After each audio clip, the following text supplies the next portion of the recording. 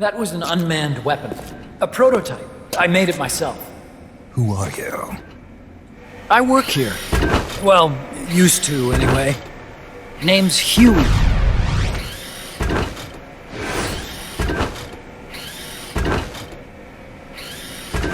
And who might you be? You don't look like one of those mercenaries. Me. I'm an entomologist. A fighting entomologist? Yeah, I specialize in butterflies. I'm here to catch Ulysses. Ulysses? Huh. I didn't think they lived in Costa Rica. Morphos, maybe? That's it. Need to get some before the Washington Treaty goes into effect. Says here Morphos aren't covered under the treaty. Must have slipped my mind. You sure you're feeling all right? Anyway, long story short, the butterfly got away. So how about it, Doc? Did you make that big butterfly too? Yes. And no. What was that thing? What are they doing here? Huh. Something tells me you're no ordinary entomologist.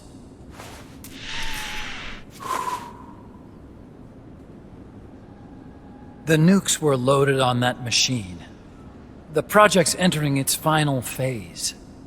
Project? That's right.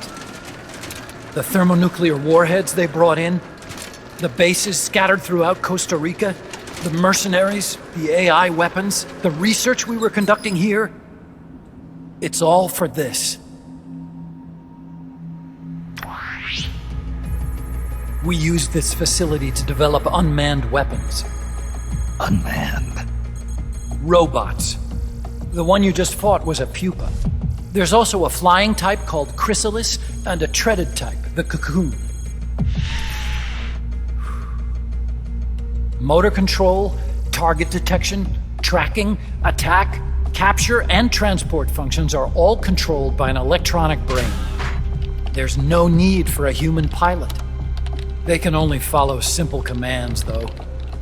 Why build them here? For the CIA. They invited me here a year ago. That's who that guy was. CIA's station chief for Central America. Goes by the name of Hot Coldman. Apparently he was some sort of hero back at the height of the Cold War. He's the one running the show. We called it the PeaceWalker Project. PeaceWalker? They're going to deploy a new type of nuclear weapon along the Caribbean coast of Latin America. A mobile, unmanned nuclear platform. Unmanned nuclear platform? A fail-deadly system that can automatically move into position and launch a retaliatory nuclear strike. It can move on its own, and stealth shields it from radar and satellite detection, drastically reducing the risk of it being destroyed in a preemptive strike. And this is the new deterrent? Supposed to be. The problem is the locomotion system. There's no dry season in the Caribbean. It rains all year round. The terrain is full of tropical rainforest. A lot of the time you can't even build a proper road. So I went back to where it all started. What's that? Legs. Walking power. A mobile launcher carrying a thermonuclear warhead even more powerful than the Soviet RDS-220s. That's PeaceWalker.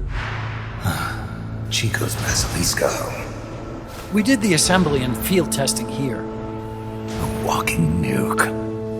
I sort of borrowed the original idea from behind the Iron Curtain.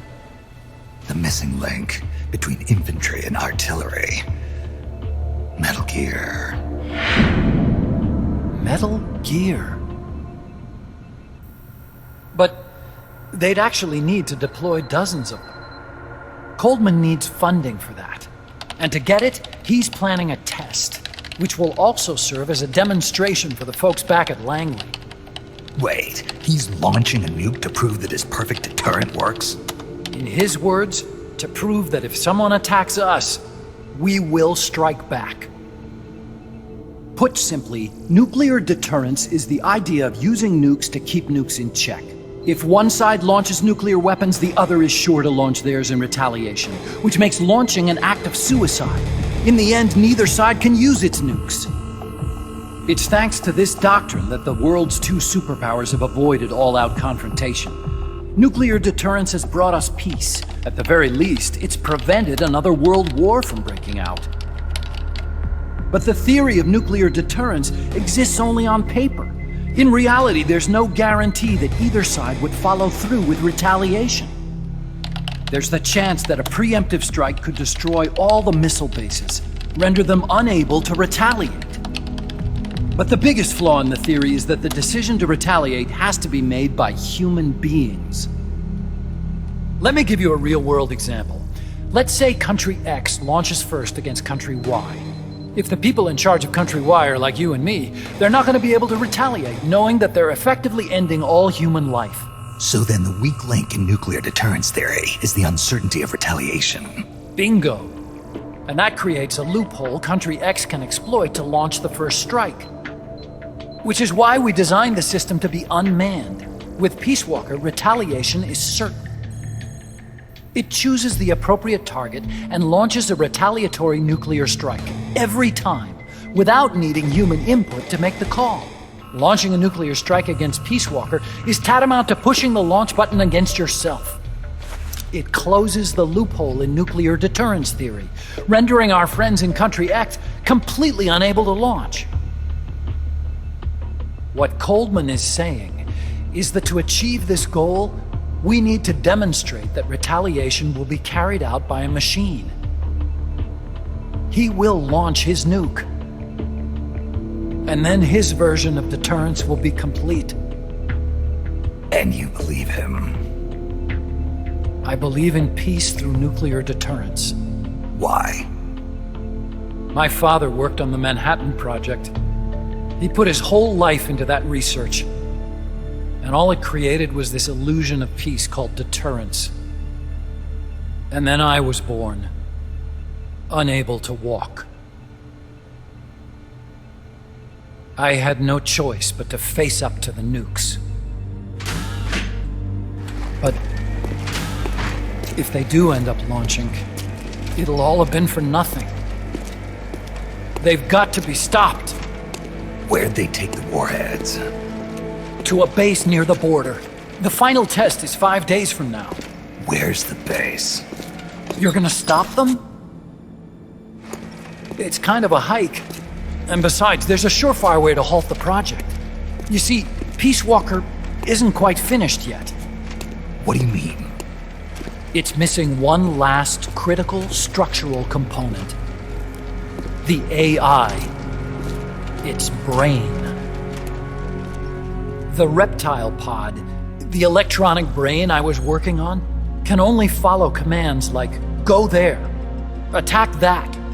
I guess you could compare it to the human cerebellum. But for nuclear deterrence to work, it must function in place of a human decision maker. It needs something to analyze the huge volumes of data coming in and select an appropriate target for retaliation. Hence, it needs the high-level decision-making ability of a cerebrum. A mechanical cerebrum. The hardware configuration is modeled on the human brain, similar to the pod I worked on, but its role is completely different. Where's it being made? A research lab to the north. An AI expert named Dr. Strangelove is developing it. Very hush-hush. Dr. Strangelove? Strangelove was recruited from the States, too. In the field of AI, there's no one better, that's for sure. But man, what a basket case. She hates everybody. Go to the lab and destroy PeaceWalker's cerebrum. I'm pretty sure they haven't finished the final calibrations yet. I'll lend you my ID card. It'll get you through security at the lab. Oh, and one more thing. What's this? A letter of recommendation? Yeah, it's from me to Dr. Strangelove. Don't read it, okay?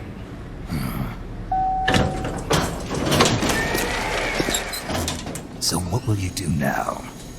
I'm done with science.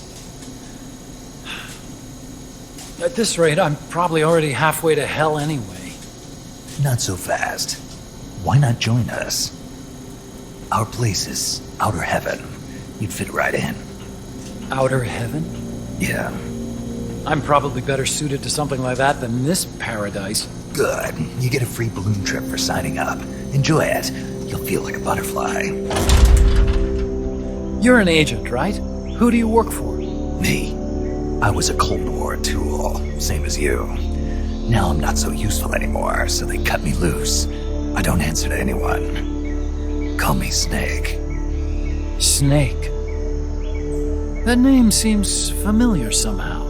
Death. Probably just deja vu. You see that there? Beyond the cloud forest? See those ruins? Yeah. That's where you'll find Dr. Strangelove's lab.